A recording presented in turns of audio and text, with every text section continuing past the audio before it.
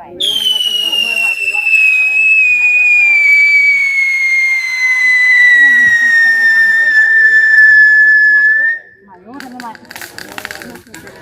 กระหอดวะมันดูมั้ย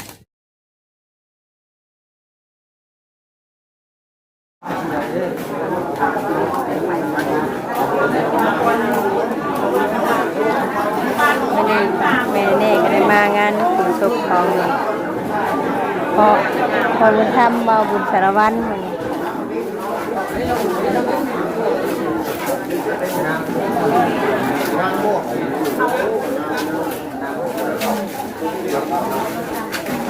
คนกระลายอยู่เนาะมันเนาะว่าลายเลยเนาะ2 บ้านโคกใหญ่กับโคกน้อยโคกกระบายโคกกระบายเนาะมันบวชน้ำดากระลาย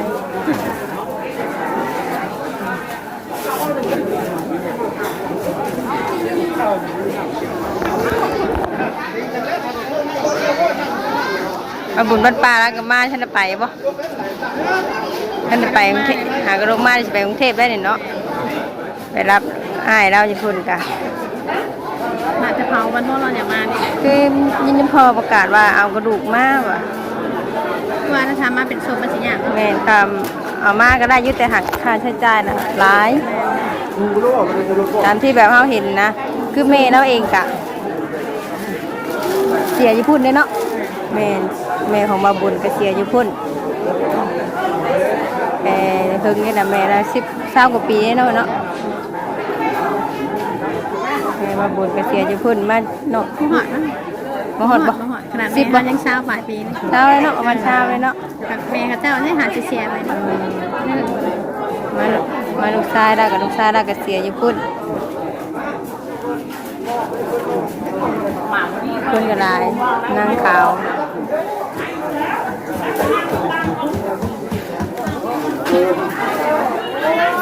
ทัดทั้งงานบ่ถามทีมงานเฮ้ยถามทีมงานนะครับแต่ทั้งไหนทั้งไหนเอานะถามเพื่อนเลยไปถามเพื่อนเลยไป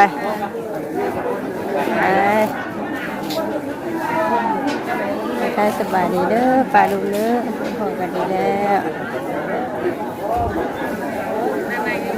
แมงขาวดำเหมือนเลย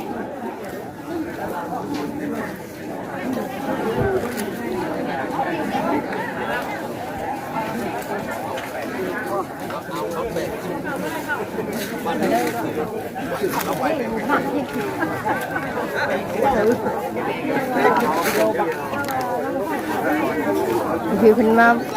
อยู่ให้อยู่หน้าเพิ่นบ่ได้ไปภาษาอยู่แดดเด้อ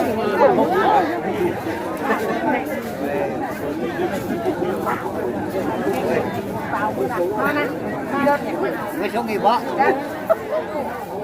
ชงไว้บักเพิ่นว่าให้มาชงกี้เพิ่นอยู่ได้อ่ะอู้ของเราบ่ทำ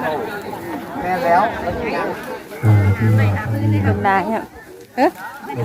เอาเพิ่นมีไม้จันทร์นะว่ายันเบิดก่อนเลยฮะยันเบิดก่อนเลยดอกไม้จันทร์เห็นลายเนี่ย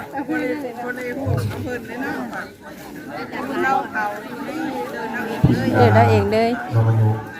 เพื่อนเพิ่นก็อยู่นี่มันแจกรองเท้าน่ะมันในเพิ่นแจกน่ะไปได้แม่เพิ่นโปรยเงินจะไม่เพิ่นบ่เคยไปฮอดเบิดแล้วเป็นป่วยเงินแล้วแน่น่ะโอ้โหวางมาทั้งทีนะ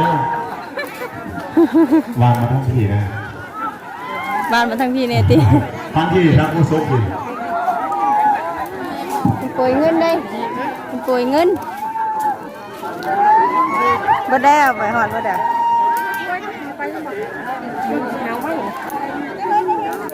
เอาแล้วแม่พักทัวก็ตีหัวได้เงินตีหัวได้เงินแม่น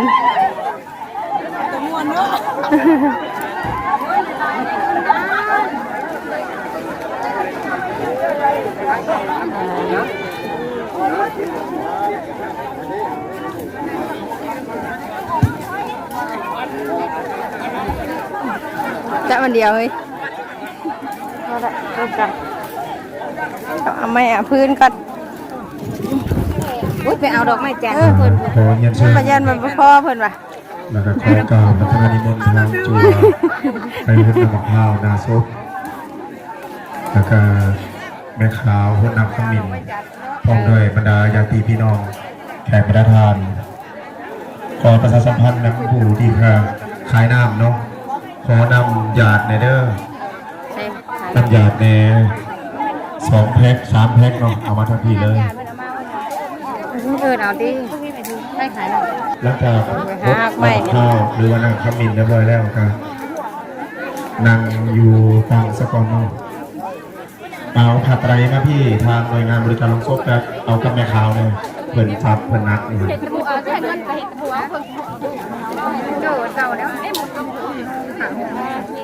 สบายดีเนาะประวันทาวอน นี่นางบนเก่าแล้วก็มาแล้วนางข้าหอมเนาะ คือว่าบรรดาญาติพี่น้องเนาะครับมีหลายโอ้ เปิดประมาณกั้งกันแล้ว โอ้มันมีประแดดเนาะพี่ยักษ์ทั้งพี่ก็ได้เนาะมาอยู่ในเต็นท์อยู่ มีหกเบาเตรียมพร้อมเนาะ เอาตั้งกล้องไปกลางให้ญาติได้ด้วยทางหน่วยงานบริการลงศพเอากลางให้ญาติเนี่ยญาตินั่น ผมหมดไปพูดไปเลยผมไปพูดแม่บักแม่บักเปิดประมาณว่าเราใจที่อยู่แล้วให้มันรับเล่มกินอ่ะ ไต่ถูกสีด่างซะก่อนโดยกำลังเกี่ยมความพร้อมอยู่ โมตัสสะภะคะวะโตอะระหะโตสัมมาพุทธัสสะนะโมตัสสะภะคะวะโตอะระหะโตสัมมาพุทธัสสะทิเมเอตสังสยโย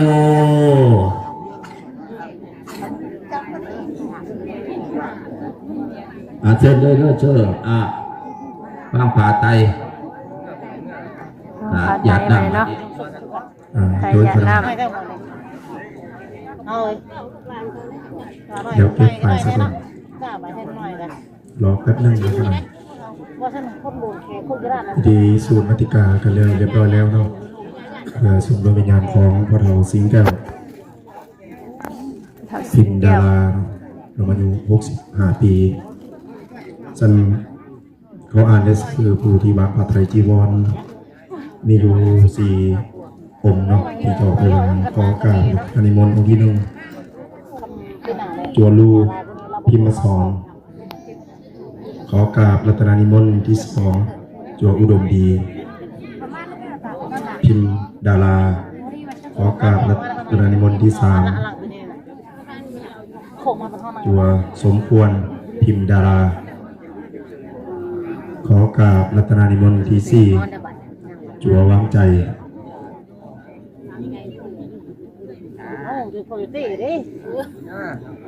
ครบทั้ง4 องค์ น้องผัดใจ 4 ด้านเนาะ4 แจวางผ้าไตรเพื่อเป็นบุญเป็นกุศลมอบให้แด่ว่าเราสิงห์แก้วพิมพ์ดารา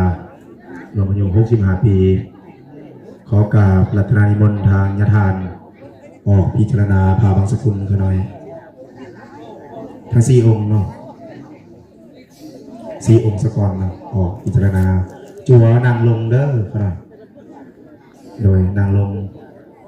จัวที่เขาไปวางผ้าไตรนางลงเนาะหน่วยงานบริการลงศพอำนวยความสะดวกให้ทางยทานพร้อมด้วยครูบาที่งานเขาไป ไม่ต้องเลยพูดต้องเลยดิ เตรียมน้ำขมิ้นเวลาเด้อเจ้าภาพขออนุญาตเรียนเชิญยืนอยู่เป็นแถวเนาะผู้ใดรู้สึกเป็นเจ้าภาพ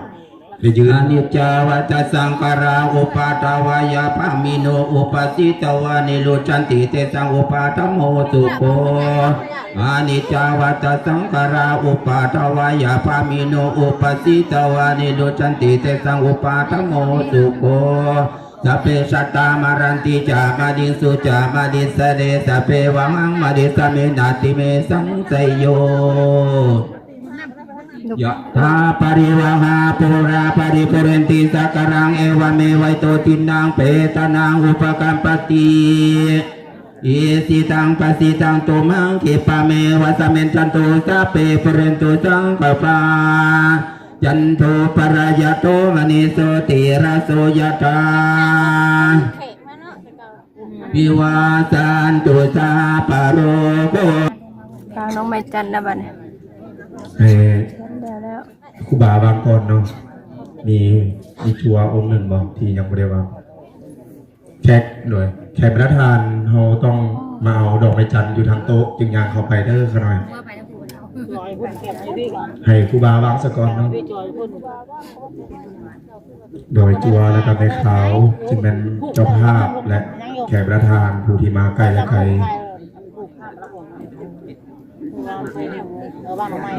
แขกประธานย่างลัดเข้าไปนะเด้อต้องมาหนาพี่อย่างเดียวเนาะต้องมาเอาดอกไม้จันทร์และยางเขาทางพี่ออกซ้ายมือเนาะทางหน่วยงานบริการขนส่งเราแม่ขาวยิบเอาดอกไม้จันทร์วางได้เลยเนาะก่อนแขกประธานเพื่อนจะเข้าไปวางลุกขึ้นเนาะแม่ขาวลุกขึ้นเนาะเพราะว่าดอกไม้จันทร์มันเห็ดมาแบบนั้นโดยยิบเอาเลยเนาะของที่ยังบริษัทมาแล้วคนนำว่าไงก็เหยียบโดยบรรดาเจ้าภาพจัวไปยืนอยู่เรียงแถวเด้อจัวนิมนต์เขาหน่อยยืนอยู่มองเจ้าภาพที่ยืนจัวยืนอีกฝั่งหนึ่งโดยยืนอยู่ฝั่งนี้นะถึงแล้วจัวน่ะยืนเลยเป็นเรียงแถวเลยแม่ขาวอยู่ฝั่งพุ่นเนาะหน่วยงานบริการสุขจัดแจงให้เพิ่นข้าพเจ้าก็ต้องขอแสดงความขอบคุณใจแทนเจ้าภาพครอบครัวพิมพ์มาสอนแล้วก็ครอบครัวพิมพ์ดาราเนาะขอบอกขอบใจแขกประธานที่ทานได้มาแบ่งเบาความใจเหลือให้กำลังใจทางครอบครัวพิมพ์ดาราและพิมพ์มาสอนจนได้ถ่ายงานชาปนกิจศพของพ่อเฒ่าสิงแก้วพิมพ์ดาราเราอายุ65 ปีเสร็จสิ้นสั้นแล้วทางเจ้าภาพบ่มียังที่จะตอบบุญแทนคุณแขกประธานนอกจากคำเกาใจให้พรนี้ขอให้แขกประธานเขาจงมีแต่ความสุขความเจริญอยู่ดีมีแห้งร่ำรวยเงินทองพัฒนาสิ่งใดขอให้ทานได้สิ่งนั้นสมดังมุ่งมั่นพัฒนาทุกประการเนาะทางเจ้าภาพยกมือพนมขึ้นในเด้อเวลาทางแขกประธานเพิ่นย่างล่างนำคำมิ่นเนาะเฮากะทรงแขกขอบอกขอบใจเพิ่นดังท่านจัวกับบ่ต้องนบแต่ขาวกับบ่ต้องนบเนาะมีแต่ผู้ที่บริบวชญาติของเพื่อนหลอดไฟเด้ก็ถือว่ามีความอบอุ่นเนาะในทางครอบครัวพิมพ์ดาราและครอบครัวพิมพ์มาสอนในงานชาปนกิจศพของพ่อเฒ่าสิงแก้วพิมพ์ดาราเนาะเราอายุ65 ปีซึ่งได้จากโลกนี้ไปสู่โลกหน้าเนาะเล่นแห่งใช่ไหมก็ถือว่าผู้มาแต่ใกล้และไกลต่างเข้ามาแสดงความเสียใจและให้กำลังใจทางด้านครอบครัวเป็นใจหนึ่งอันเดียวกันเนาะก็ถือว่าในตอนที่เพิ่นมีชีวิตอยู่นี้เพิ่นก็ได้สร้างคุณงามความดีต่างหลายเนาะบริหารบ้านเมืองการนำบ้านของแกแนวห้องก็ได้มีการโฆษณาสร้างวัดวาอารามโรงเรียนถนนหนทางกำกับได้หลายได้คนเผาห้องก็ถือว่าเพิ่นได้สร้างคุณงามความดีหลายมาถึงบารมีหลายปันนี้มีบรรดาญาติพี่น้องแขกประธานเฮามาร่วมแสดงความเสียใจวันครอบครัวเพิ่นก็ถือว่าหลายกว่าหมู่นะนอกหลายกว่าศพอื่นๆอีกครับครอบครัวนี้ตามที่ได้เบิ่งเนาะให้มาบริการหลังจากแขกประธานล่างนำคำมิ่นเรียบร้อยแล้วก็ขอเรียนเชิญทางเจ้าภาพอีกท่านหนึ่งเนาะรับประทานอาหารนำดื่มกับเขาอีกท่านคนบอกหลายบ้านพี่น้องหลายบ้านคือว่าในช่วงการแบบนี้ก็มีผู้แล้วให้แล้วหน้าก็มีผู้ยังบ่แล้วก็มีเนาะเกี่ยวขอแล้วบ้านหน้าเมรี่มาเด็กมาหูเด็กนี่ก็ได้เด็กมาหรือว่าเป็นภาพเด็กไม่ได้ออกเลยจดจำแต่โบราณจดจำเนาะสิ่งที่โบราณจดจำก็คือการสูญเสียสิ่งที่น่าจดจำก็คือความมีกำลังใจบรรดาญาติพี่น้องเราต่างออกมาห่วงระลึกถึงดวงวิญญาณของพ่อเฒ่าสิงแก้วพิมพ์ ดาราซึ่งผมที่จากมีพิสุโลกนา คือมาชมด้วยกัน เจ้า เนาะ ขอนอบทุกคำอวยพรนะ อยู่สิจะที่พี่น้องแล้วเราก็เบิ่งแล้วหมู่หลายวะสนุกสุดท้ายเป็นเลยเป็นมาหลาย ฮัลโหลมาเนาะงานนี่ก็ได้ตามนั่นแหละลุงแก้วเนาะไปเอื่นเล่าว่าลุงแกไปบกลับรับบ่ตื่นพื้นบ่มีหนีบ่พ้นสำนั่นแหละชีวิตคนเฮาบ่มีอย่างไรเนาะคนเฮาเกิดมาก็สำนั่นแหละ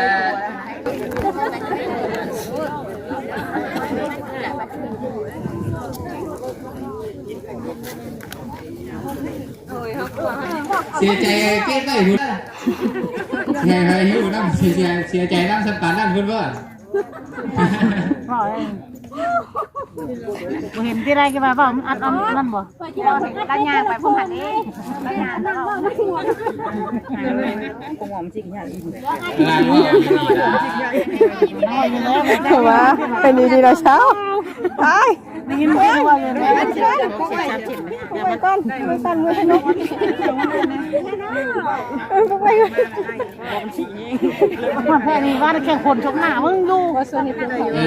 เพิ่งถ่ายก่อนจะเฝ้าวันได้ ก็อยู่หา จะเฝ้าวันกระซุ่มเพิ่มได้ อยู่หาดิ ให้ญาติพี่น้องเพิ่งถ่ายน้ำก่อนถ่ายน้ำหูกนะ ขึ้นไปนอนยังเมื่อยดิ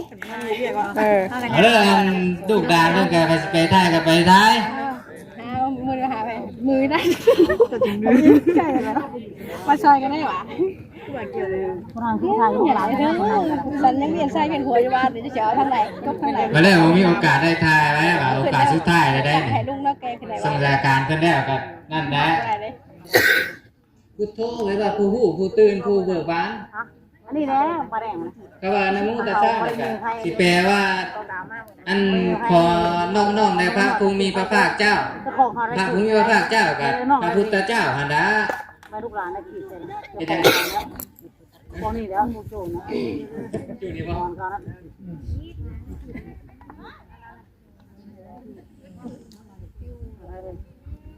ขึ้นไปแล้วก็เมื่อหาไปว่า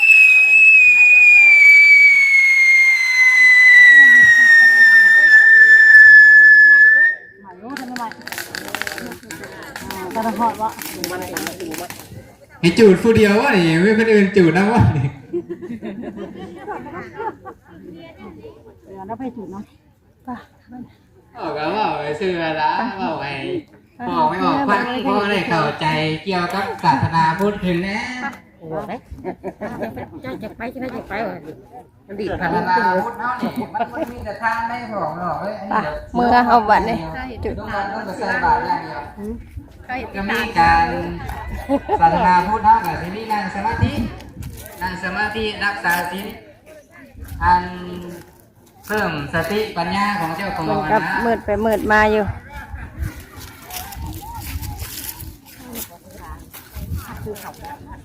เป็นว่ามันเป็นศีลสมาธิปัญญากันเป็นตัวเป็นผู้บากันนะกันเป็นพอออกไม่ออกกับเพื่อนเชื่อว่าทานสมาธิปัญญา